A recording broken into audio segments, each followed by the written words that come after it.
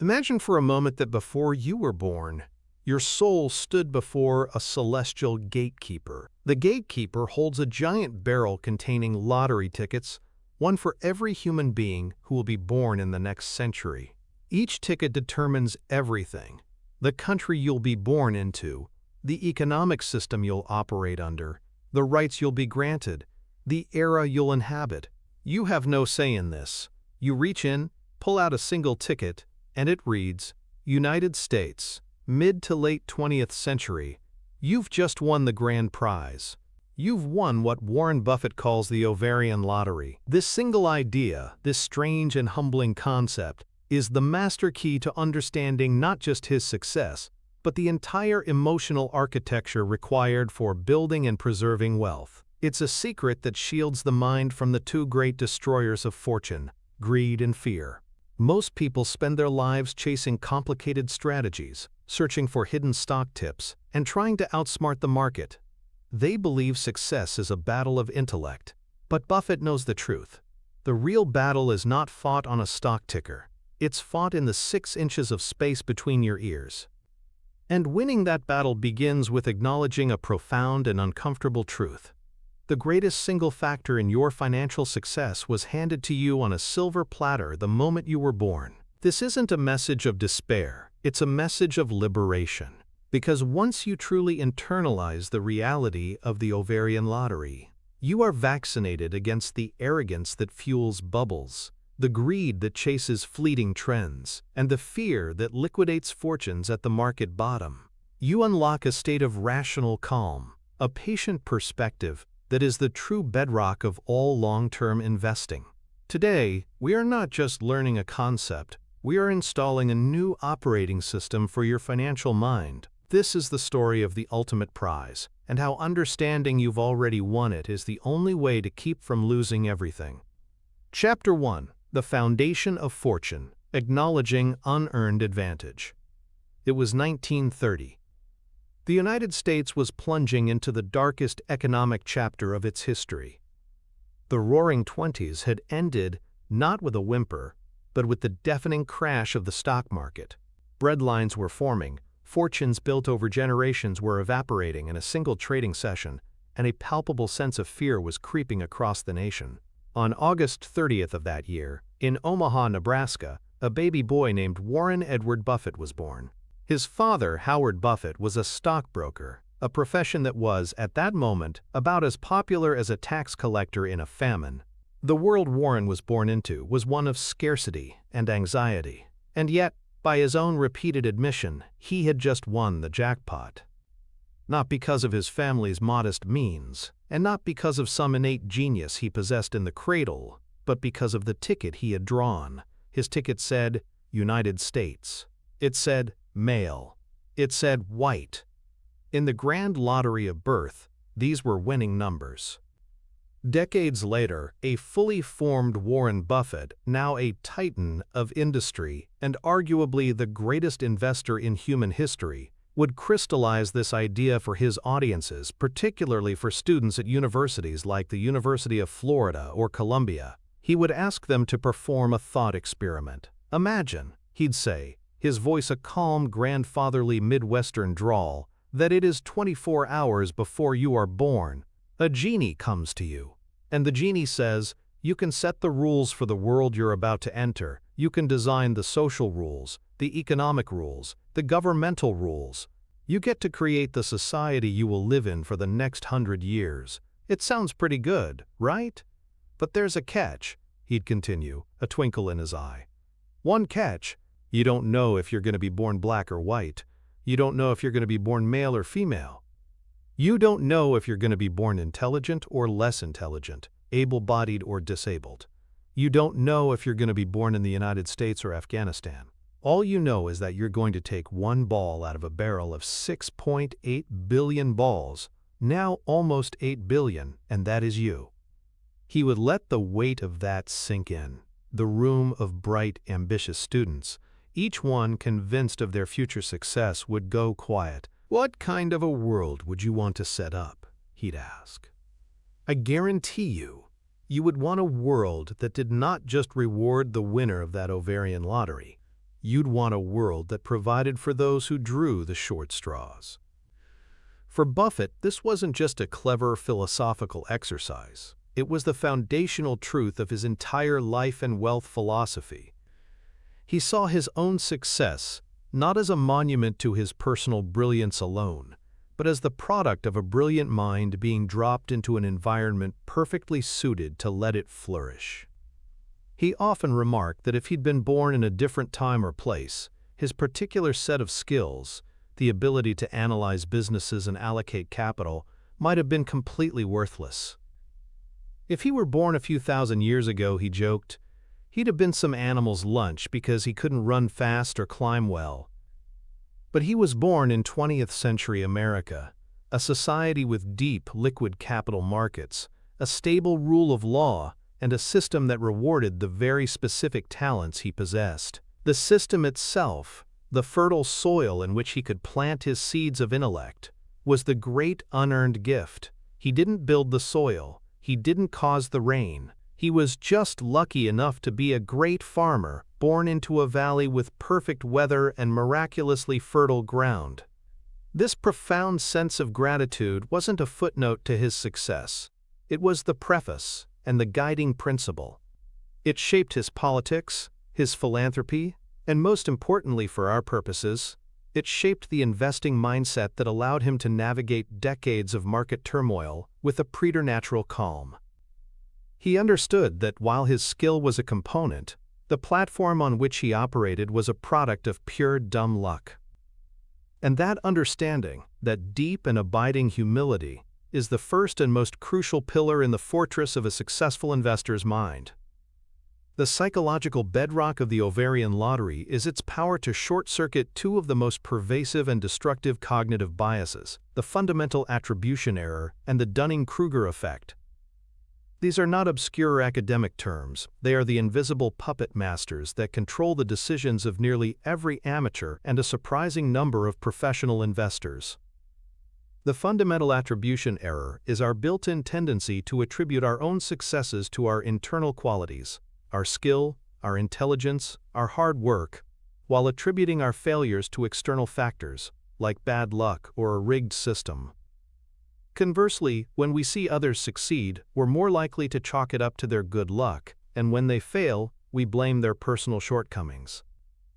It's a self-serving narrative that protects our ego. If a stock you pick doubles, it's because you're a genius stock picker. If it gets cut in half, it's because of the Fed, or market manipulation, or some unpredictable global event. This bias creates a dangerous feedback loop. In a bull market, when everything is going up, it transforms ordinary investors into self-proclaimed visionaries. They mistake a rising tide for their own navel genius. This inflated sense of skill leads directly to catastrophic risk-taking. Then there is its close cousin, the Dunning-Kruger effect.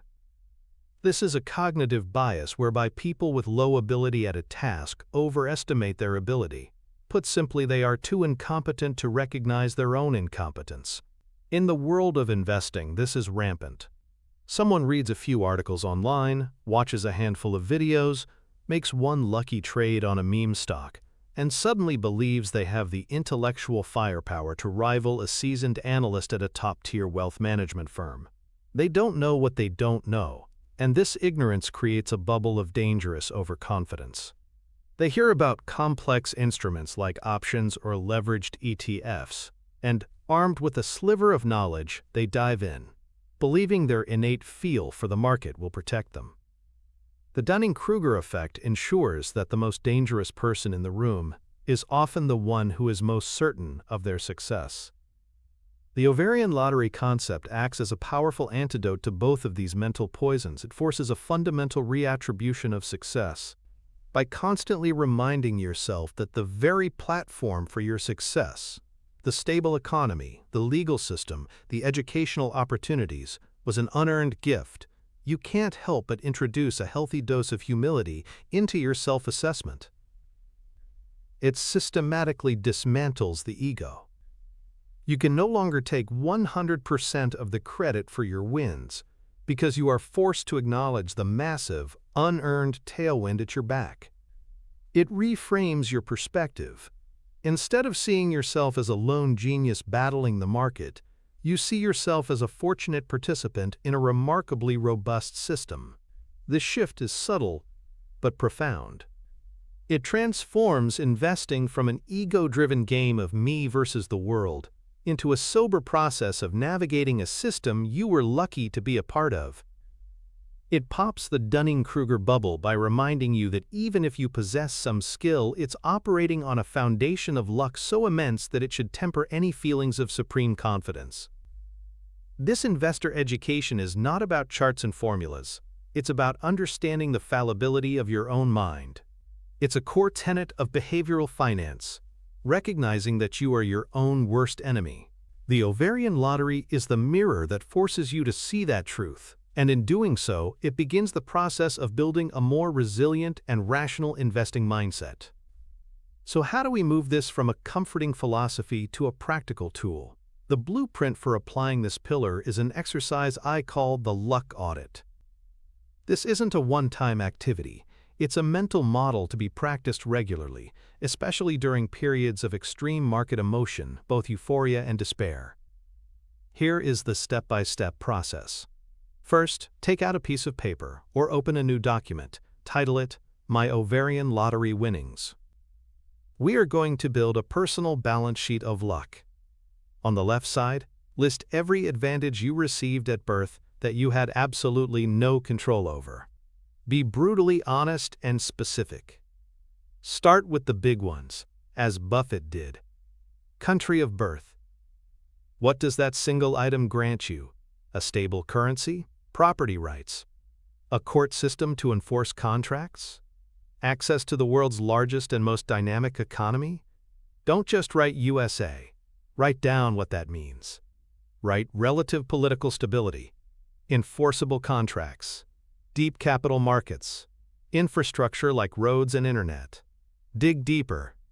What about the era you were born in? Being born after the invention of antibiotics and vaccines is a lottery win. Being born into the internet age provides access to information that kings and emperors of the past could only dream of. Now, get more personal. Consider your upbringing. Did you have parents who valued education? Did you have access to a public school system, however imperfect? Did you have enough food to eat, allowing your brain to develop properly? Did you grow up speaking English, the de facto language of global business and finance? These are not small things. These are colossal, life-altering advantages that millions upon millions of people on this planet do not have. This exercise can feel uncomfortable. It's designed to. The goal is to strip away the narrative of the self-made individual and replace it with the more accurate narrative of the system-supported individual. Step 2 of the luck audit is to perform this exercise at 2 critical moments: when you feel on top of the world and when you feel like the world is ending. Let's say you just had a fantastic year in your portfolio. Your investments are up 40%. The ego starts to whisper, "You're a genius. You saw what others missed." Before you let that feeling lead you to take on more risk or brag to your friends, pull out your luck audit. Read it. Remind yourself that your genius was operating on the playing field of the New York Stock Exchange, not the Mogadishu flea market. Your brilliant analysis was enabled by financial statements standardized by the SEC, a government body you didn't create. This practice doesn't diminish your effort, but it contextualizes it. It keeps your feet firmly planted on the ground. Conversely, imagine the market crashes 30%. Fear is setting in. You're tempted to sell everything and go to cash. Pull out the luck audit. Read the list of systemic advantages. The rule of law hasn't vanished. The infrastructure is still there. The world's most innovative companies are still operating. You are reminding yourself that you are a participant in a resilient, long-term system. This is the very system that has overcome world wars, pandemics, and depressions before. Your lottery ticket is a long-term pass to this system, not a ticket to a single, scary ride. This perspective, born of gratitude for your unearned starting position, allows you to weather the storm with a calm that is simply unavailable to those who believe every market fluctuation is a personal referendum on their intelligence. This is practical stoicism for the modern investor.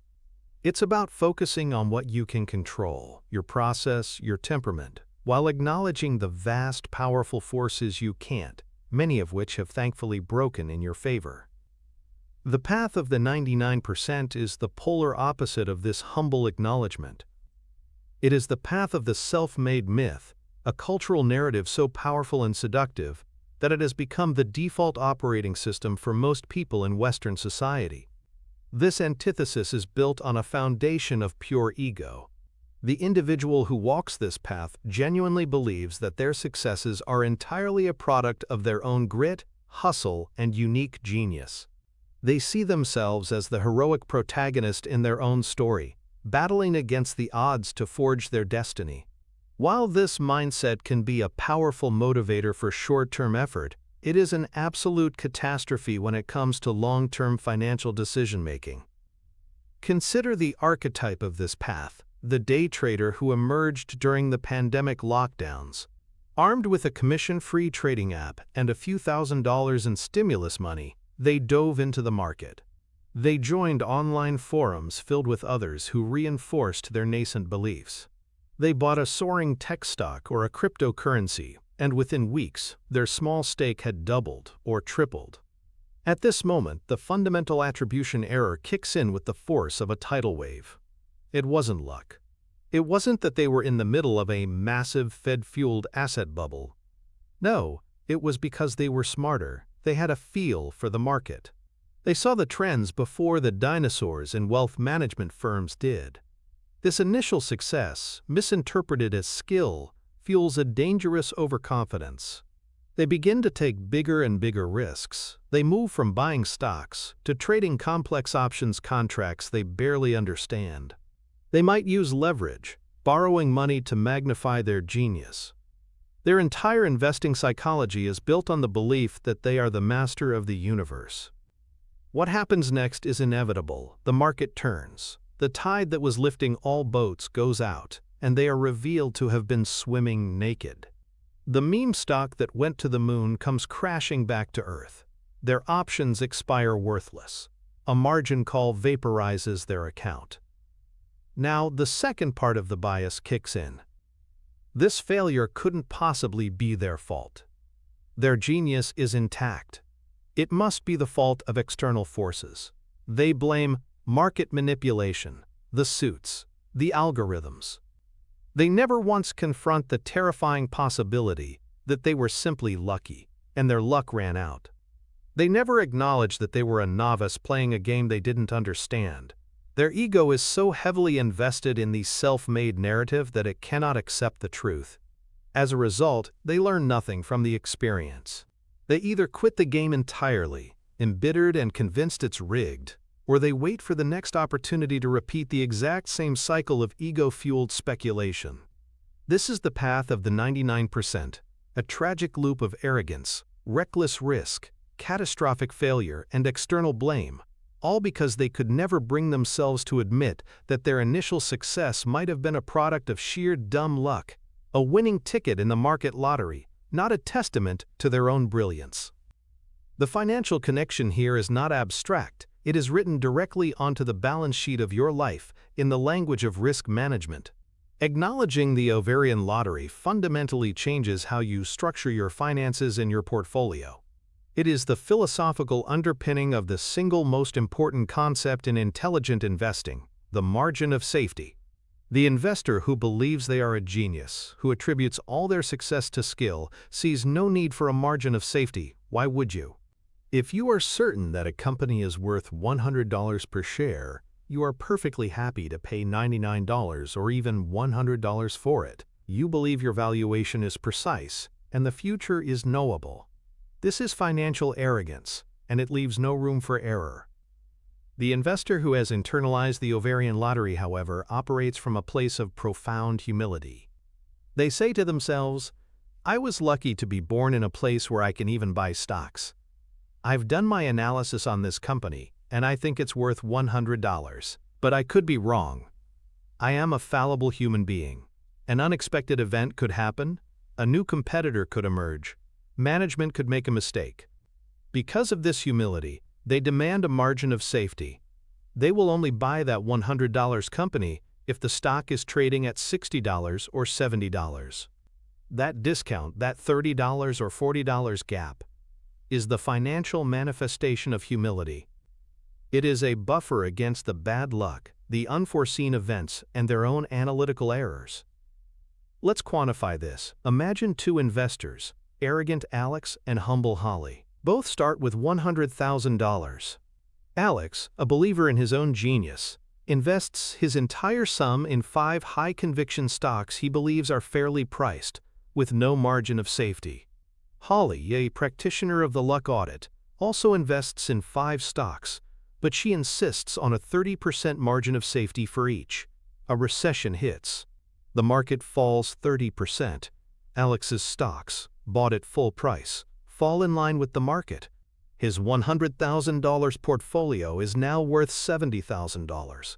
Holly's stocks also fall, but because she bought them at a significant discount to their intrinsic value, they had less room to fall. Perhaps they only dropped 15% because they were already cheap. Her portfolio is now worth $85,000. The margin of safety didn't prevent a loss, but it dramatically cushioned the blow. This has a massive impact on long-term returns. Alex now needs a 43% gain just to get back to even. Holly only needs an 18% gain. Over a lifetime of market cycles, this difference is colossal. Holly's humility, her acknowledgement that she could be wrong, translates directly into a more stable, resilient, and ultimately higher-performing portfolio. It's a tangible financial advantage rooted in a philosophical perspective. It demonstrates how a deep understanding of your unearned advantages leads to a risk management strategy that protects your capital and ensures your long-term participation in the very system you were so lucky to be born into. Chapter 2: The Antidote to Greed, Gratitude as a Portfolio Shield.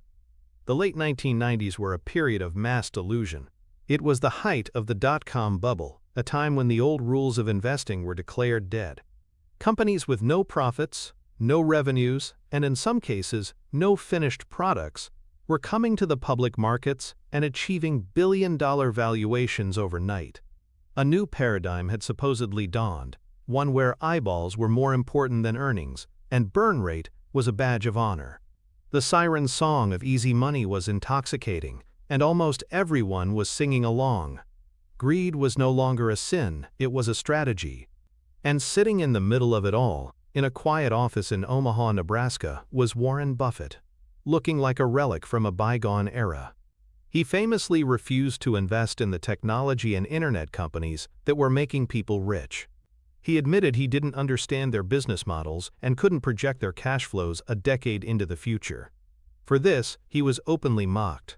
A cover story in Barron's in 1999 was titled, "What's Wrong, Warren?" The article suggested his value investing approach was hopelessly outdated, a horse-and-buggy philosophy in the age of the supersonic jet. Pundits declared that the oracle had lost his touch. Berkshire Hathaway's stock dramatically underperformed the soaring Nasdaq. To the outside world, it looked like the greatest investor of the 20th century was going to sit out the greatest wealth creation event in modern history. What his critics failed to understand was that Buffett wasn't making a decision based on fear or stubbornness. He was operating from a deeply ingrained mindset, a state of being that was immune to the mania gripping the nation. It was a mindset rooted in the Ovarian Lottery. He already felt incredibly fortunate. He had already won. Why would he risk the wealth he had carefully built over decades, wealth that was more than he could ever possibly need, by gambling on a game he didn't understand? He was driven not by an insatiable desire for trema, but by a profound sense of gratitude for what he had. While others were gripped by a frantic greed, a fear of missing out on the party, Buffett was content. He had a circle of competence, and he was happy to stay within it. He didn't need to be the hero of every story.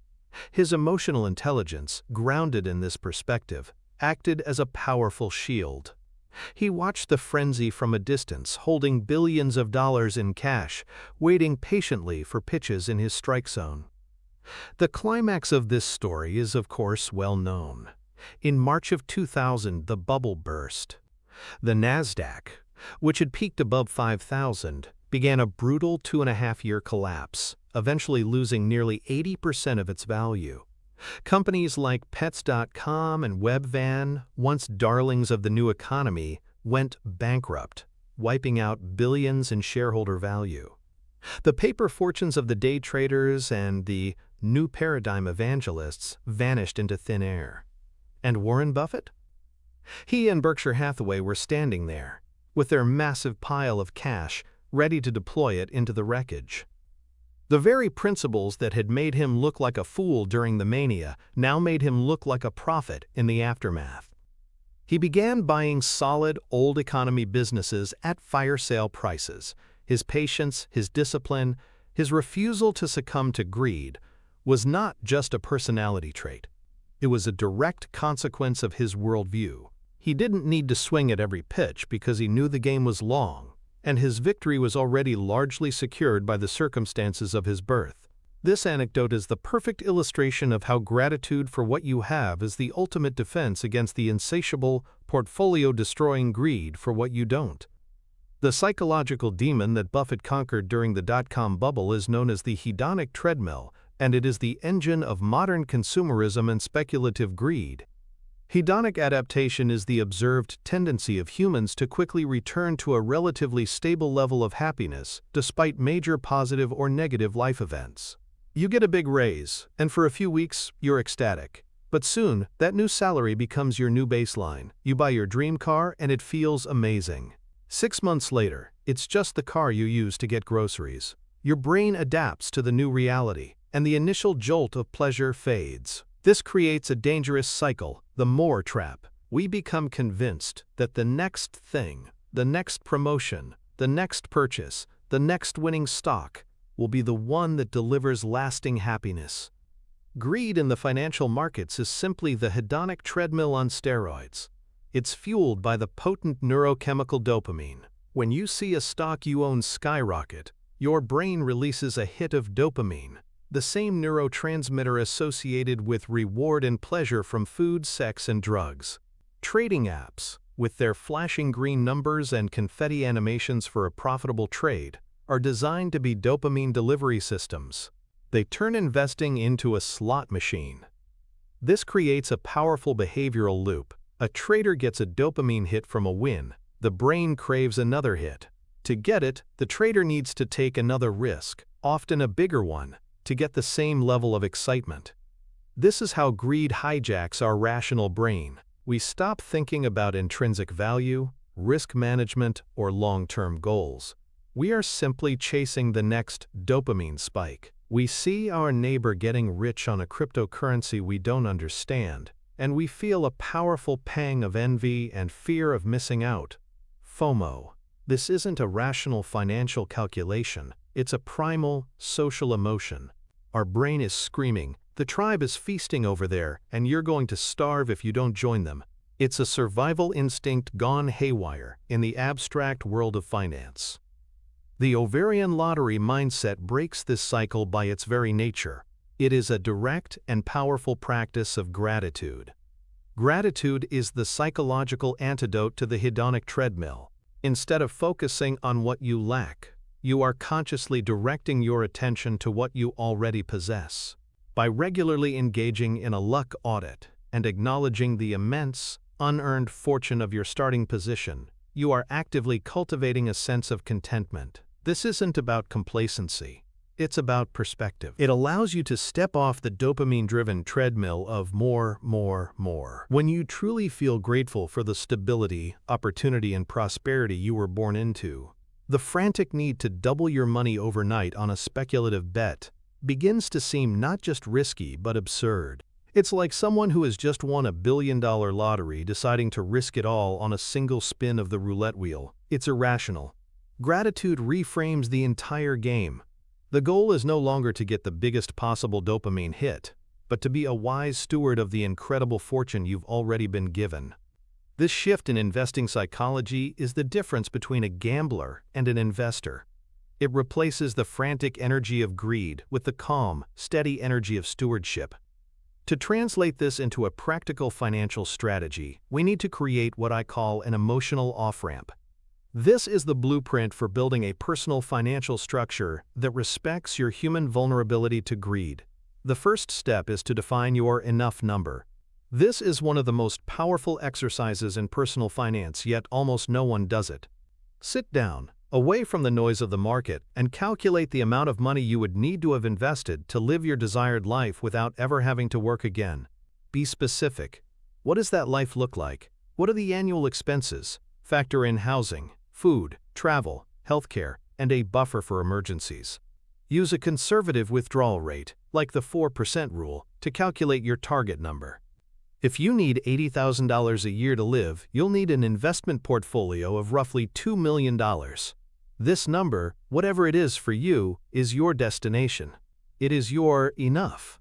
Step 2 is to write this number down and place it somewhere you will see it often. This number is now your North Star. It serves as a constant reminder of the actual goal. The goal is not to make as much money as possible. That is a recipe for disaster, as there is no finish line. The goal is to reach your enough number. Once this number is defined, it fundamentally changes your relationship with risk.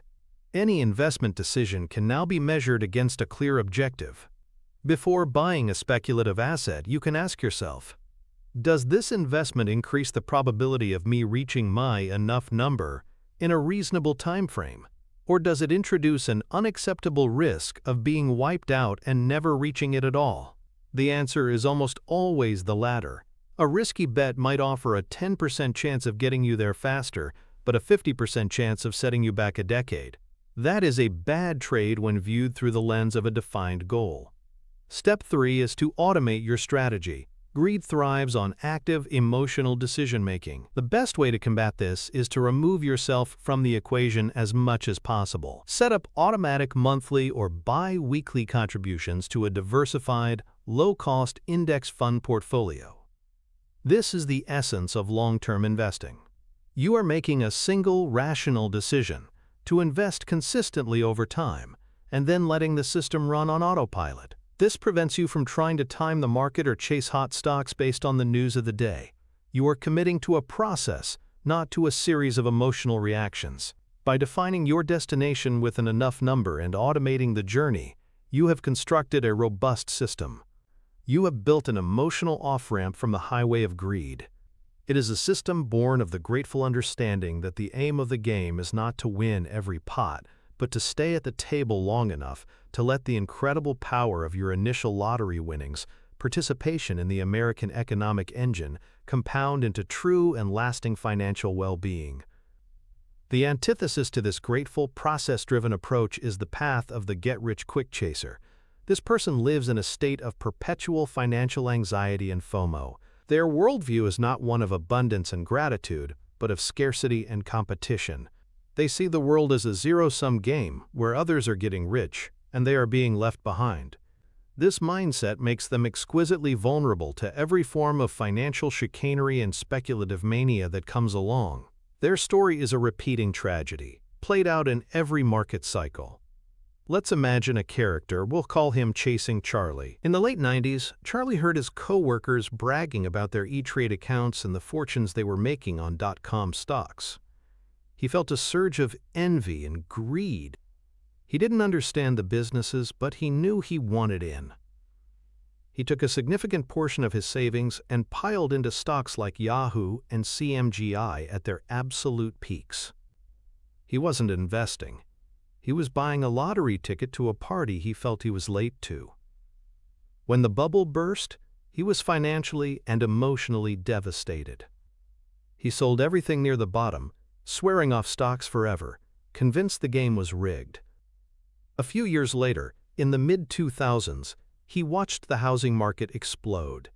Everyone he knew was flipping houses, using no money-down loans to buy properties and sell them months later for huge profits. The old feeling of being left behind returned. He forgot the pain of the .com bust and jumped in. He took out an interest-only, adjustable-rate mortgage on an overpriced condo in a frothy market, certain he could sell it in a year. The 2008 financial crisis hit. His property was suddenly worth 40% less than his mortgage, and his adjustable rate was about to reset higher. He was wiped out again. Fast forward to recent years, Charlie hears about cryptocurrencies. He sees teenagers on social media becoming millionaires overnight.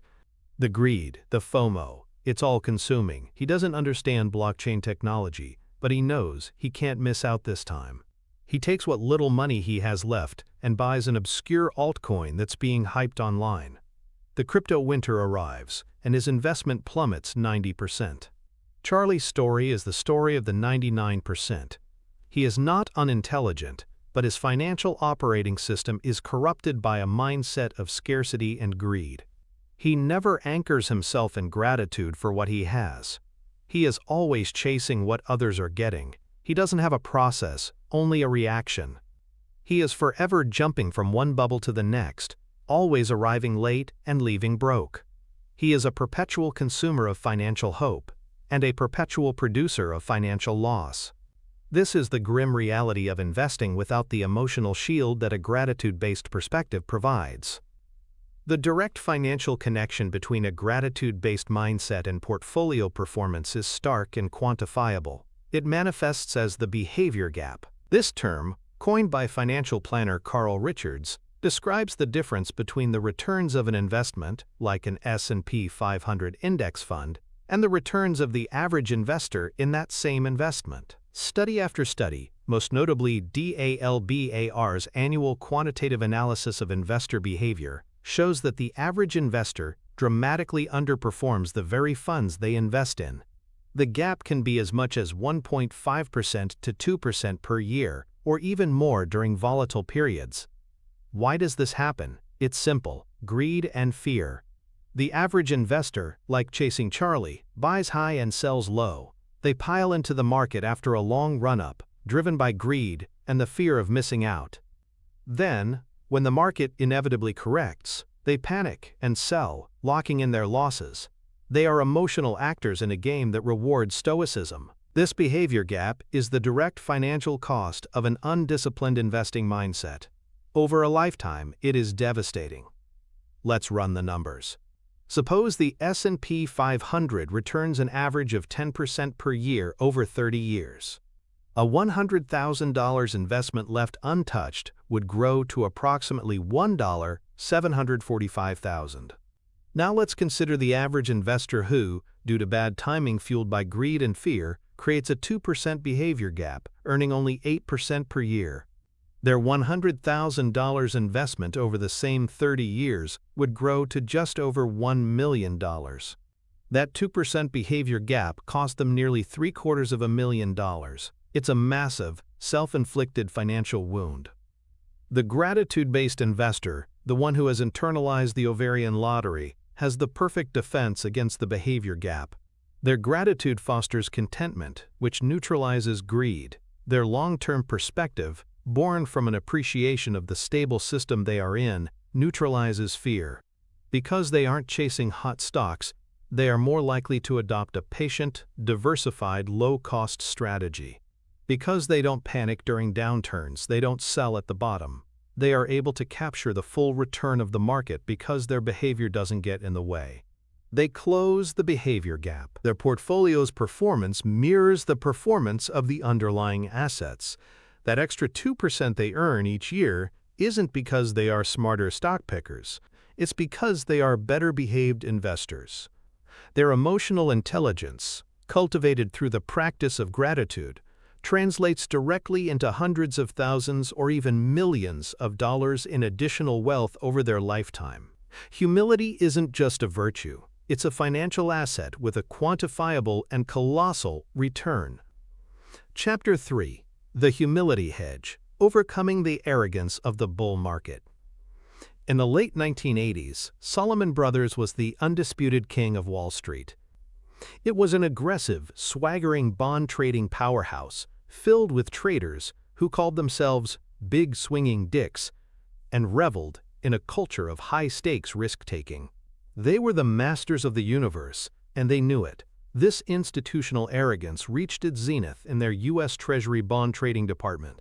The head trader, Paul Moser, saw an opportunity to corner the market on certain Treasury auctions, violating federal rules in the process. He submitted illegal bids, believing he was too smart and the firm was too powerful to get caught. This was the ultimate expression of corporate hubris, a belief that the rules that applied to others did not apply to them. In 1991, the scandal broke. Salomon Brothers was caught red-handed. The firm's reputation was shattered, its clients fled, its survival was in doubt.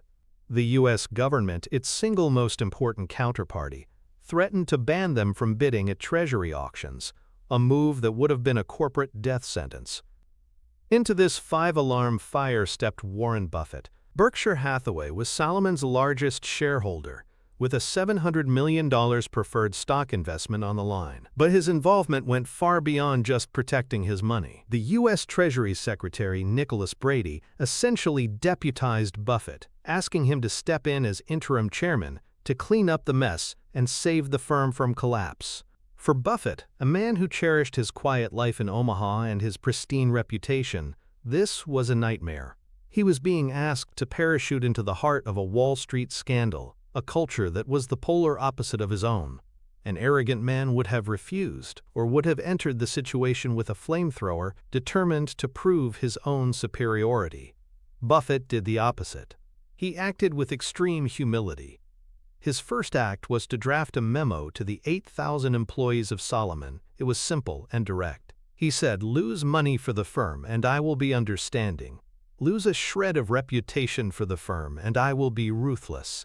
He immediately came clean about the extent of the wrongdoing, cooperating fully with investigators. The most telling moment came when he had to testify before a subcommittee of the U.S. Congress. He didn't go in with a team of slick lawyers looking for loopholes. He went in with a prepared statement that was a masterclass in humility and accountability. He began, "I come before you today as the interim chairman of a company that has been mesmerized by the pursuit of profits and has taken its eye off the integrity of its own actions." He laid the blame squarely on the firm's culture of arrogance. He detailed the steps he was taking to fix it. He wasn't defensive, he was contrite. He wasn't making excuses. He was taking responsibility. This display of genuine humility disarmed his critics and convinced the government that the firm was under new, responsible management. The Treasury Department spared Salomon, allowing it to continue operating. Buffett had saved the company. The anecdote is a powerful lesson. The crisis at Salomon was caused by unbridled arrogance. It was solved by profound humility. Buffett's willingness to subordinate his own ego for the good of the system demonstrated that humility is not weakness. It is the ultimate form of strength and a vital tool for risk management in a world filled with overconfident players. The psychological disease that infected Salomon Brothers is the overconfidence bias, and it is perhaps the most insidious threat to an investor's capital. This bias is our tendency to be more confident in our own abilities and judgments than is objectively warranted. It's the deep-seated belief that we are smarter, more skilled, and better at forecasting the future than we actually are. In finance, this is pure poison. A bull market is a breeding ground for this bias. When stocks are steadily rising, it's easy for an investor to mistake the market's general upward trend for their own investment prowess. Every decision seems to be the right one. The portfolio grows. The investor's self-perception as a market wizard solidifies. This is the Dunning-Kruger effect meeting a favorable environment. The investor feels a sense of control, an illusion that they are masterfully piloting their financial ship, when in reality they are simply a cork floating on a rising tide. This overconfidence leads to a cascade of poor decisions. First, it leads to under-diversification.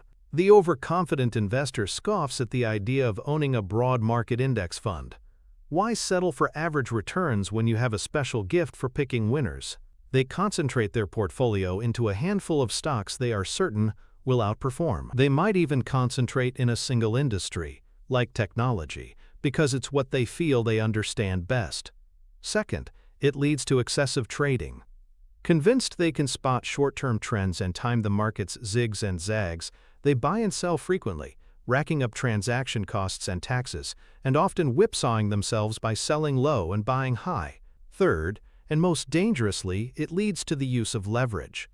Believing their predictions are near certainties, they borrow money to magnify their bets. Leverage is the financial world's accelerator pedal. It gets you to your destination faster if you're right, but it sends you into a wall at fatal speed if you're wrong. The Ovarian Lottery mindset is the ultimate hedge against this destructive arrogance. It systematically undermines the foundation on which overconfidence is built. By constantly reminding yourself that a huge portion of your success is attributable to the luck of your circumstances, you cannot sustain the illusion of being a financial genius. The Ovarian Lottery is a forced humility practice. It keeps your ego in check. When the market is soaring and your portfolio is blooming, the voice of arrogance might start to whisper in your ear. But the practice of acknowledging your lottery win provides a counter-narrative. Yes, things are going well, but I am operating within a system I did not create, with tailwinds I did not generate. I should be grateful for this bull run, not arrogant because of it. This perspective doesn't prevent you from making good decisions, but it does prevent you from believing those good decisions make you infallible. It keeps you tethered to reality, aware of the role that luck and randomness play in the markets. This mental state, this humility, is what allows an investor to stick to a sound, diversified, long-term strategy, even when the siren song of overconfidence is calling them to abandon it for the treacherous rocks of speculation and leverage. To operationalize this humility, to turn it into a concrete decision-making tool, we can use a powerful mental model popularized by psychologist Gary Klein, but perfectly aligned with Buffett's way of thinking, the pre-mortem. A standard post-mortem analysis happens after a project fails, seeking to understand what went wrong. A pre-mortem is the opposite. It is a structured exercise in prospective hindsight, performed before times a decision is made. It is an act of institutionalized humility, designed to kill arrogance before it can lead to disaster. Here's the blueprint for conducting a pre-mortem before a major financial decision. Whether it's making a large investment in a single stock, buying a business, or significantly changing your asset allocation. Step 1. Convene your board of directors. This could be a trusted spouse, a mentor, a financially savvy friend, or even just yourself in a dedicated, reflective state of mind. The decision has not been made yet. You are only considering it. Step 2. Frame the exercise. Announce to the group, imagine it is 1 year from now. We have made this investment, and it has been an unmitigated disaster. It has failed spectacularly. It's been a total wipeout. This framing is crucial. It gives everyone permission to be critical, without seeming negative or disloyal to the idea. It bypasses our natural tendency to avoid conflict and support a proposed plan. Step 3. Brainstorm the reasons for failure. Each person in the group now has to independently write down every possible reason why this disaster occurred. This is where the magic happens. You are forcing your brain to work against its own confirmation bias. Instead of just looking for evidence that your investment thesis is correct, you are actively, creatively, and exhaustively searching for every single thing that could go wrong. Did a new competitor come out of nowhere? Did the regulatory environment change? Was there a key person risk with the CEO we underestimated? Was our initial valuation model based on overly optimistic assumptions? Was there a technological shift that made the company's product obsolete? Leave no stone unturned. Be brutal. The goal is to generate a comprehensive list of potential failure points. Step 4. Review and strengthen the plan. Now go through the list of potential reasons for failure. For each one, ask, can we do anything to mitigate this risk?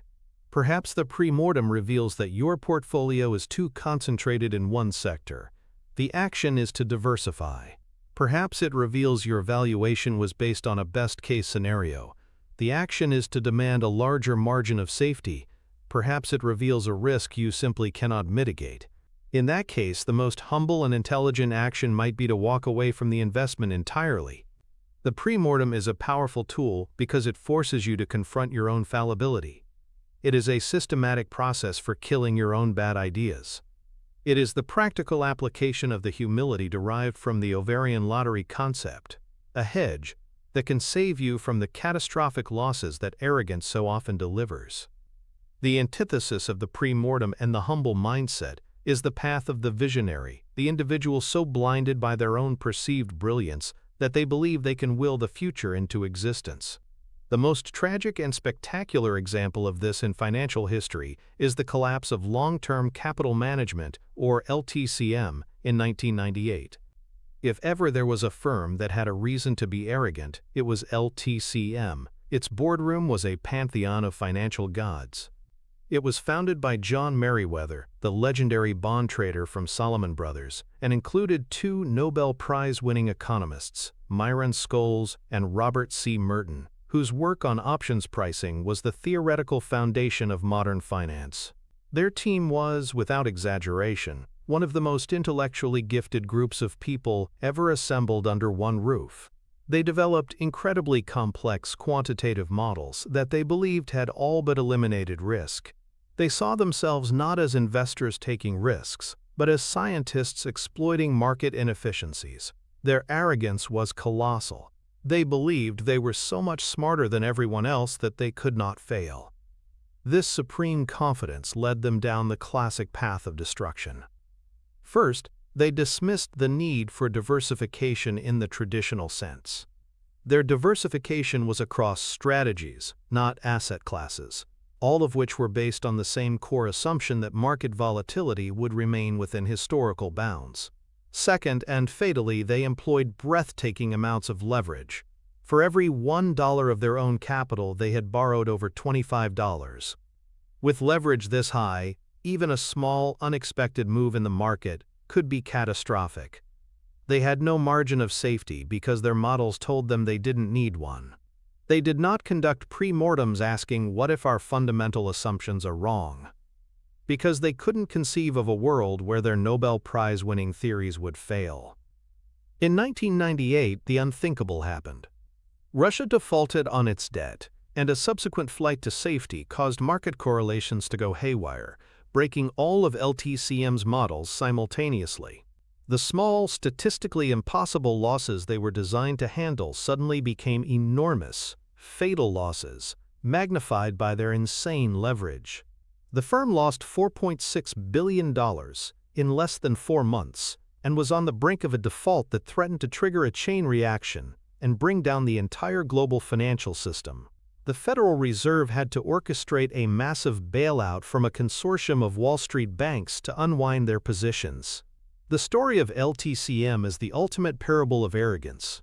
It proves that intelligence and success are not inoculations against hubris. They can often be the cause of it. The smartest guys in the room became the 99% because they lacked the one thing that could have saved them: the simple humility to say, "What if we're wrong?"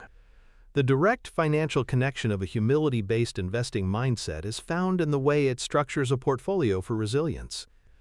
The arrogant investor builds a portfolio for performance. The humble investor builds a portfolio for survival. This difference is everything. The arrogant investor, like LTCM, makes concentrated bets and uses leverage, designing a portfolio that will produce spectacular returns if their one specific view of the future is correct. The portfolio is brittle, like a glass cannon. The humble investor, on the other hand, acknowledges their inability to predict the future. This humility translates directly into a diversified asset allocation. They own stocks, but also bonds. They own U.S. assets, but also international assets.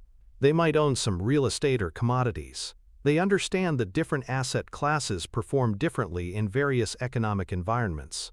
They don't know if the future holds high inflation, deflation, or stagflation, so they build a portfolio that can reasonably weather all of them. This is the financial expression of admitting, "I don't know." Let's quantify the impact of this. Consider the all-weather portfolio concept popularized by Ray Dalio, another investor who deeply values humility. A simplified version might be 30% stocks, 40% long-term bonds, 15% intermediate-term bonds, 7.5% gold, and 7.5% commodities. Compare this to a 100% stock portfolio, the choice of an arrogant investor in a perpetual bull market. From 2000 to 2010, a lost decade for U.S. stocks that included both the dot-com crash and the 2008 financial crisis, the S&P 500 had a total return of roughly zero. An investor in a 100% stock portfolio made no money for 10 years and endured two separate drawdowns of 50%. It was a gut-wrenching, capital-destroying ride. The all-weather portfolio, by contrast, would have returned over 7% per year during that same period, with much lower volatility. Its worst drawdown would have been a fraction of the stock market's. The humble, diversified approach didn't just survive the lost decade, it thrived. While the arrogant stock picker was losing their mind and their money, the humble asset allocator was steadily compounding their wealth. Humility is not a brake on returns. It is the engine of consistent, long-term all-weather returns. It is a financial hedge with a payout that is measured not just in dollars, but in peace of mind. Chapter 4: The Fear Fortress, Building Resilience Through Perspective. The fall of 2008 was a time of pure, unadulterated terror. The global financial system, the bedrock of the modern world, was cracking apart at the seams. Lehman Brothers, a 158-year-old institution, had vanished overnight. AIG, the world's largest insurer, had been bailed out. Merrill Lynch had been forced into a shotgun marriage with Bank of America. The stock market was in a freefall, wiping out trillions of dollars of wealth. On television, financial commentators used apocalyptic language. On the streets, there was a palpable sense of panic. People were pulling their money out of banks, and the credit markets, the lifeblood of the economy, were frozen solid. For the average person, the overwhelming primal instinct was to sell. Sell everything. Sell stocks, sell mutual funds, go to cash, and hide under the bed. Fear was no longer an emotion. It was the entire environment. It was in this moment of maximum panic that Warren Buffett, the man from Omaha, became the calm eye of the storm. He wasn't selling, he was buying. And he wasn't just buying quietly. He was making a loud, public, and incredibly bold statement. On October 16, 2008, with the S&P 500 having already collapsed by more than 40% from its peak, the New York Times published an op-ed piece written by Buffett himself. The headline was simple and powerful: "Buy American, I am." He wrote, "The financial world is a mess both in the United States and abroad. Its problems, moreover, have been leaking into the general economy, and the leak is now turning into a gusher. In the near term, unemployment will rise, business activity will falter, and headlines will continue to be scary. So I've been buying American stocks." He acknowledged the fear everyone was feeling, but he refused to be governed by it. He explained that a simple rule dictates his buying: be fearful when others are greedy, and be greedy when others are fearful. His actions backed up his words with billions of dollars. He made a $5 billion investment in Goldman Sachs and a $3 billion investment in General Electric, two giants at the heart of the storm. These were not just passive stock purchases. They were high-coupon preferred stock deals with warrants, structured to provide Berkshire Hathaway with massive upside if and when the companies recovered. He was essentially providing a stamp of approval, a vote of confidence, in the long-term viability of the American system at a time when that system seemed to be on the verge of collapse. Where did this almost superhuman composure come from? It came directly from his deep-seated belief in the Ovarian Lottery. He knew he had been born into the greatest economic engine in human history. He had seen it overcome panics, depressions, and wars before. His perspective wasn't measured in days or weeks. It was measured in decades and generations. He saw the 2008 crisis not as the end of the world, but as a temporary, albeit severe, disruption in a long and glorious upward trend. This long-term perspective, a direct dividend of his gratitude for the system itself, was the foundation of his fear fortress. It allowed him to see immense opportunity, where everyone else saw only ruin. And his actions in that period would go on to generate more than $10 billion in profits for Berkshire Hathaway, perhaps the single greatest trade in modern history, executed not with a complex algorithm, but with a simple, steady, and courageous state of mind. The psychological force that Buffett mastered in 2008 is one of the most powerful and primitive biases hardwired into our brains: loss aversion. As documented by psychologists Daniel Kahneman and Amos Tversky, the pain of losing is psychologically about twice as powerful as the pleasure of gaining. Losing $100 feels as bad as winning $200 feels good. This is an evolutionary hangover. For our ancient ancestors living on the savannah, the downside of losing a food source was starvation and death, while the upside of finding an extra food source was just a full belly. The consequences were asymmetric. As a result, our brains evolved to be hypervigilant about potential losses. This is managed by a part of the brain called the amygdala, our primal fear center. When the stock market plummets, it doesn't feel like a statistical fluctuation on a spreadsheet. To our ancient brain, it feels like a lion leaping out of the bushes. The amygdala hijacks our rational, thinking prefrontal cortex. A cascade of stress hormones like cortisol and adrenaline floods our system. We enter a state of fight or flight. In this state, there is no room for long-term thinking or nuanced analysis. There is only one overwhelming impulse: eliminate the threat. And in the context of a market crash, the way to eliminate the threat is to sell. This is why so many people make the catastrophic mistake of selling at the bottom. It is not an intellectual failure, it is an emotional and physiological one. Their primal brain has taken control from their rational brain. They are not thinking, they are reacting. The pain of seeing their life savings diminish daily becomes so unbearable that they sell just to make the pain stop. It is a decision made for short-term emotional relief that results in long-term financial devastation. The market psychology during a crash is a mass amygdala hijack. Fear is contagious. We see others panicking, and it validates our own terror. It creates a self-reinforcing downward spiral of selling, leading to lower prices, leading to more selling. The Ovarian Lottery mindset is the ultimate tool for calming the amygdala and re-engaging the prefrontal cortex. It works by providing profound and immediate perspective. When you are caught in the terror of a market crash, your field of vision narrows to the immediate threat, the flashing red numbers on the screen. The Ovarian Lottery forces you to zoom out. By recalling the immense good fortune of being born in a stable, prosperous, and resilient economic system, you place the current crisis in a much larger context. You remind yourself, this is not the first crisis this system has faced, and it will not be the last. I am a participant in a multi-generational project of wealth creation that is far more powerful than this temporary downturn. This thought process is a cognitive intervention. It shifts your focus from the immediate threat to the long-term, durable reality. It's like being caught in a terrifying thunderstorm but then remembering that you are inside a well-built, sturdy house. The storm is still raging, but your relationship to it changes. You are no longer a vulnerable victim. You are a sheltered observer. This shift from a narrow, fear-based perspective to a broad, gratitude-based perspective is what allows an investor to ride out the storm and even to act rationally within it, just as Buffett did. It's the core of emotional intelligence for investors.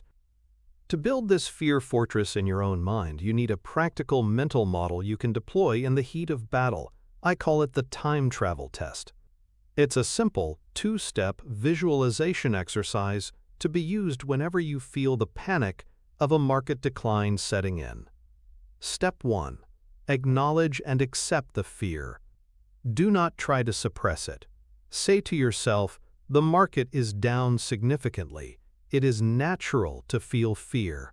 My brain is trying to protect me from loss. By acknowledging the emotion, you create a small space between the feeling and your reaction to it.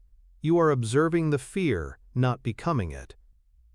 Step 2. Engage in time travel. Close your eyes and vividly imagine yourself 10 years in the future. It is 2034. You are sitting in your favorite chair. You are looking back at the market chart from 2024. From this future vantage point, what does the crash of 2024 look like? Is it the end of the world you felt it was in the moment? Or is it a visible dip, a scary but ultimately temporary blip on a chart that continued its long, jagged journey upward? Now, time travel 20 years into the future, to 2044. Look back at that same chart. The dip from 2024 is now even smaller, perhaps barely noticeable in the grand scheme of decades of growth. This exercise does two things. First, it projects you past the point of maximum pain, which diminishes its power over you in the present. Second, it reinforces the core lesson of financial history: markets recover. The long-term trend of a robust economy like the United States is up and to the right. Every major crash in the past, 1929, 1987, 2000, 2008, 2020, looks like a buying opportunity in hindsight. The time travel test allows you to access that hindsight prospectively. It is a mental tool that allows you to borrow the wisdom of your future self to guide your actions today. It is a way of systematically overriding the amygdala's short-term panic with the prefrontal cortex's long-term perspective. It's a simple but profoundly effective technique for maintaining your composure and sticking to your long-term investing plan when your primal instincts are screaming at you to run for the hills. The antithesis of the fear fortress is the path of the panic seller. This individual lives at the mercy of their amygdala. Their financial journey is not a steady upward climb, but a violent series of emotional lurches. Their story is tragically common. Let's create a character: Panicked Patty. Patty is a diligent saver. She works hard, and for years she contributes regularly to her 401k, mostly invested in stock funds. For a long time, the market goes up, and she feels good about her progress. She feels smart and secure. Then, a crisis hits. Let's use the COVID-19 crash of March 2020 as our example. In the span of a few weeks, the market plummeted by over 30%. The headlines were terrifying: a global pandemic, lockdowns, economic shutdown. It felt like the world was ending. Patty starts checking her 401k balance every day, sometimes multiple times a day. Each time she looks, it's lower. The pain is visceral. The numbers on the screen represent her future, her retirement, her security. And they are evaporating. Her loss aversion kicks into overdrive. The rational part of her brain that knows about long-term investing is completely silenced by the screaming amygdala. Her husband or a friend might tell her to stay the course, but their rational advice is no match for the emotional hurricane inside her. Finally, she can't take the pain anymore. Sometime in mid-March 2020, near the absolute bottom of the market, she logs into her account and sells everything. She moves her entire retirement savings to a money market fund. The moment she clicks the sell button, she feels a wave of relief. The pain has stopped. The bleeding is over. She has eliminated the threat. But her short-term emotional relief comes at a catastrophic long-term financial cost. What happened next is history. The market, fueled by unprecedented government stimulus, staged one of the fastest and most ferocious recoveries ever. By August 2020, just 5 months later, the S&P 500 had already hit new all-time highs. But where was Patty? She was sitting in cash. Her fear of losing more money had been replaced by a new fear, the fear of buying back in at the wrong time. What if I buy back in and it crashes again, she thinks. So she waits. And waits. The market keeps climbing higher and higher. Now she's not just missing out on gains. She is effectively locking in her losses in real terms, as inflation erodes the value of her cash. Panicked Patty's story is the perfect illustration of the 99% path. Her actions were perfectly logical from a short-term emotional preservation standpoint, but they were utterly disastrous from a long-term wealth creation standpoint. She let her primal fear dictate her financial strategy, and in doing so, she turned a temporary market downturn into a permanent personal financial loss. The direct financial connection of building a fear fortress is the successful implementation of what is arguably the most powerful wealth-building strategy available to the average person: dollar cost averaging, DCA. DCA is the practice of investing a fixed amount of money at regular intervals, regardless of what the market is doing. This strategy is the financial embodiment of the humility and long-term perspective fostered by the Ovarian Lottery mindset. It is an admission that you do not know and cannot know where the market is headed in the short term. Instead of trying to time the market, an arrogant act, you commit to a consistent process, a humble act. Here is how DCA turns fear into an advantage. When the market is high, your fixed investment buys fewer shares. When the market is low, when fear is at its peak, your same fixed investment buys more shares. This automatically ensures you are buying more of an asset when it is cheap and less of it when it is expensive. It mechanically enforces the Buffett mantra of being greedy when others are fearful. Let's quantify this. Imagine you invest $1,000 per month. In month 1, the market is high and your favorite index fund costs $100 per share. Your $1,000 buys you 10 shares. In month 2, the market crashes and fear is rampant. The share price drops to $50. Your $1,000 now buys you 20 shares. In month 3, the market begins to recover and the price is $75.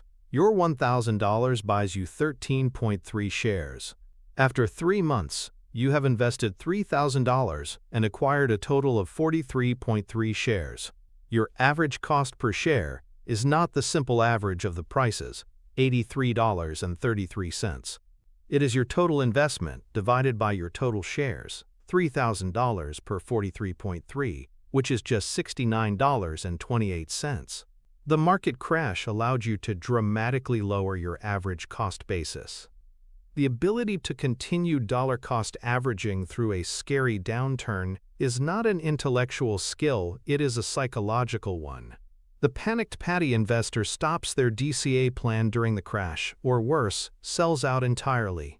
The investor with the fear fortress, the one with the Ovarian Lottery perspective, sees the downturn not as a threat, but as a sale. They see it as an opportunity to accelerate their wealth creation by acquiring more shares at lower prices. Sticking with your DCA plan during a 30% or 40% market drawdown is the ultimate test of your investor education and emotional intelligence. Those who can do it are rewarded handsomely. Their portfolios recover far more quickly and reach new heights much faster than those who stop investing or sell out. The financial benefit is direct and massive, a tangible return on their psychological resilience.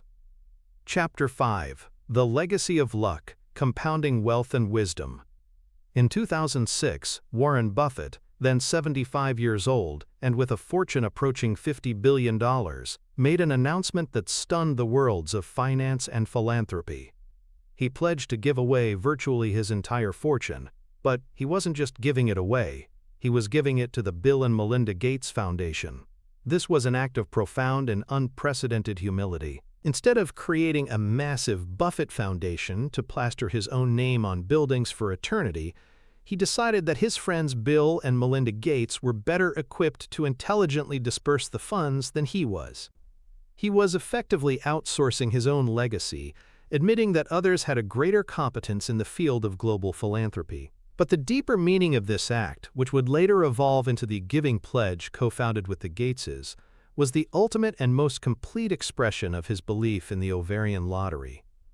In his letter announcing the pledge, Buffett wrote, "My wealth has come from a combination of living in America, some lucky genes, and compound interest. My family and I will neither receive nor administer the funds. We will have the satisfaction of knowing that the money has been used for the highest and best purposes. But we will not have the ego gratification of claiming credit for the specific outcomes." He was making it explicitly clear. He saw his fortune not as something he had earned in a vacuum, but as the result of winning a series of lotteries. The lottery of being born in America with its unique economic opportunities. The lottery of having genes that gave him a particular talent for capital allocation. And the lottery of living long enough to let the magic of compound interest run wild. Therefore, he reasoned, the winnings did not truly belong to him. They belonged, in a moral sense, to society. To hoard this vast fortune for his own family, he argued, would be anti-social. It would be like the winner of a massive lottery refusing to give a single dollar to charity. His decision was not about rejecting wealth, it was about repurposing it. It was the final, logical step for someone who truly understood that his life's work was built on a foundation of luck. It was his way of repaying the system that had given him so much, of ensuring that his lottery winnings would be used to improve the odds for those who had drawn less fortunate tickets. The psychological principle at play in Buffett's great philanthropic act can be understood through the lens of self-determination theory. Developed by psychologists Edward Deci and Richard Ryan, this theory posits that human beings have three innate, universal psychological needs: autonomy, the need to feel in control of one's own life and decisions; competence, the need to feel effective and skilled in one's actions; and relatedness, the need to feel connected to others and have a sense of belonging. The theory suggests that true well-being and fulfillment, what we might call personal growth, come not from the endless accumulation of wealth or status, but from the satisfaction of these three needs. The pursuit of wealth for its own sake, the path of greed and arrogance, often fails to satisfy these needs. The person chasing money often sacrifices autonomy by becoming a slave to the market. They may feel a fleeting sense of competence from a winning trade, but it's often an illusion based on luck. And most importantly, the endless accumulation of wealth can lead to isolation, satisfying the need for relatedness least of all. The Ovarian Lottery mindset provides a pathway to satisfying all three needs at a much deeper level. By acknowledging that your wealth is partly a product of luck, you shift the goal from mere accumulation to purposeful stewardship. This is an act of autonomy. You are choosing a higher purpose for your capital. By focusing on your circle of competence, the humble act of only operating in areas you truly understand, you build a genuine and durable sense of competence, rather than the fleeting high of a lucky bet. And most profoundly, by viewing your fortune as a tool to contribute back to the society that enabled it, you create a powerful sense of relatedness and connection. You move from seeing yourself as an individual actor to seeing yourself as part of a larger human enterprise. Buffett's giving pledge is a perfect example of this. He exercised his autonomy by choosing to give his money away on his own terms. He acknowledged his competence was in making money, not giving it away. And he created an incredible sense of relatedness by connecting his own success to the well-being of millions of people around the globe. This is the endgame of a healthy investing mindset. It's not about dying with the biggest pile of gold. It's about using the wealth you create to live a life of autonomy, competence, and connection. It's a wealth philosophy that leads not just to a bigger bank account, but to a richer life. The final blueprint, the applied mental model that ties all these pillars together, is a two-part framework I call the competence and contribution model. It's a lifelong strategy for both building wealth and finding meaning. Part 1 is to define and defend your circle of competence. This is the humility pillar put into practice. Take the time to honestly and rigorously define the industries, businesses, and investment types that you truly understand. Be brutally honest with yourself. Understanding means having the ability to explain how a business makes money, what its competitive advantages are, and what a reasonable range of its future earnings might be. This circle will likely be very small, and that is a good thing. Your lifelong task as an investor is to operate strictly within this circle. This is an act of intellectual humility. It means saying "I don't know" to 99% of the investment opportunities that come your way. It means ignoring the hot tech stock your friend is raving about if you don't understand the technology. It means resisting the urge to invest in complex derivatives if you can't explain them simply. Defending this circle from your own ego and the pressures of the outside world is the key to avoiding catastrophic mistakes. Part 2 of the model is to define your circle of contribution. As the fruits of your labor within your circle of competence begin to grow, as your wealth compounds, you must ask yourself a question that goes beyond finance. For what purpose? The circle of contribution is your plan for how your wealth will serve a purpose beyond your own consumption. This doesn't mean you have to be a billionaire giving away your fortune. It can start small. It could mean setting a goal to fully fund your children's education. It could mean establishing a scholarship at your local high school. It could mean dedicating a portion of your investment returns to a charity you believe in. It could mean using your financial freedom to retire early and volunteer your time. The key is to consciously and deliberately link the act of wealth creation to an act of contribution. This does something profound. It reframes your financial journey. It's no longer just a selfish pursuit. It is the engine that will fund your values. This connection provides a deep, intrinsic motivation that can help you stick to your long-term plan during periods of fear and avoid the temptations of greed during periods of euphoria. It elevates your financial well-being from a simple number on a statement to a measure of your ability to make a positive impact on the world around you. The antithesis to this legacy of purpose is a bleak and lonely path, the billionaire bunker mentality.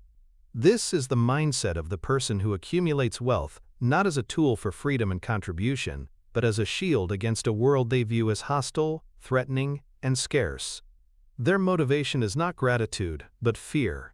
They believe they must hoard every dollar, build impenetrable walls around their fortune, and trust no one. This path often starts with the same arrogance we've discussed.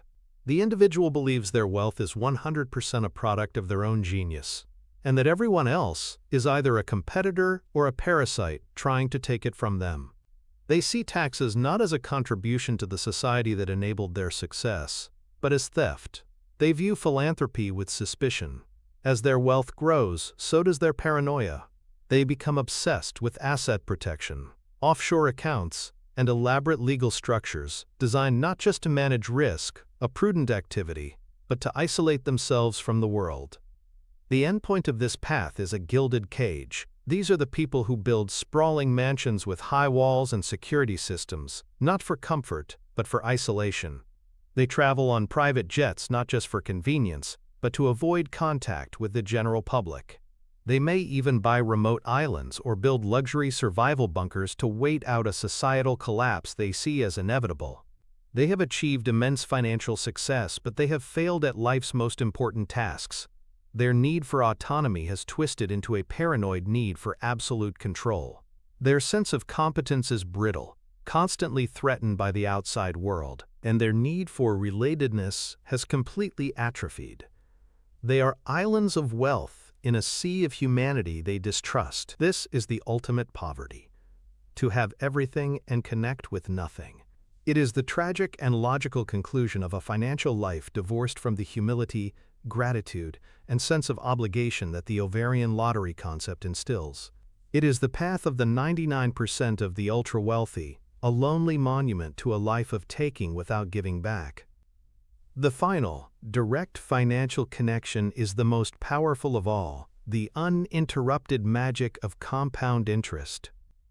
Compounding, as Einstein supposedly called it, is the eighth wonder of the world. It is the process of your earnings generating their own earnings. It is a mathematical force of exponential growth. But it has one critical requirement: time. Compounding needs a long, uninterrupted runway to perform its miracle. Every pillar we have discussed, all born from the Ovarian Lottery mindset, is designed to do one thing: protect that runway. Acknowledging your luck prevents the arrogant, leveraged bets that can blow you up and end your compounding journey.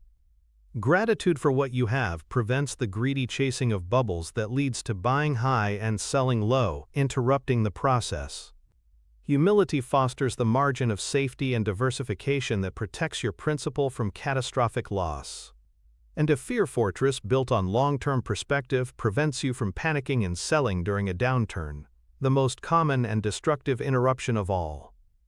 Let's look at the numbers one last time. Imagine an investor who starts with $100,000 and earns a steady 10% per year. After 40 years, their portfolio will be worth over $4.5 million. Now imagine another investor. They are perhaps a bit smarter and earn 12% a year. But every 10 years, they fall victim to one of the emotional pitfalls. They get arrogant and suffer a 50% loss. Or they get scared and sit out of the market for 2 years, missing a rebound. Their journey is interrupted. Despite their higher average returns in the good years, their final wealth will be a fraction of the steady compounders. The Ovarian Lottery mindset is the emotional bedrock that allows compounding to work. By protecting you from yourself, from your own greed, arrogance, and fear, it allows you to stay in the game, to keep your capital invested and working for you, year after year, decade after decade. It is the ultimate enabler of long-term wealth creation. It ensures that the incredible good fortune of your birth, your initial lottery win, is not squandered, but is allowed to grow and compound into a legacy of true and lasting financial freedom. You have just spent this time rewiring the very foundation of your financial mind. You have acquired a powerful mental tool, the concept of the Ovarian Lottery, that does more than just inform, it transforms. It is a shield that protects you from the emotional viruses of greed, arrogance, and fear that sabotage the wealth of millions. You now possess the perspective to see market euphoria not as a party to crash, but as a warning sign. You have the framework to view market panic not as a reason to flee, but as a rare opportunity. This is not a small thing. It is the key to converting the chaos of the market into a predictable engine for your own financial well-being. But understanding this principle of humility is only the first step in assembling the complete mental arsenal of a world-class investor. Warren Buffett's system of thought is not a collection of isolated tips. It is a deeply interconnected network of mental models, each one supporting and strengthening the others. The perspective you've gained today is the foundation, the very ground on which the entire structure is built.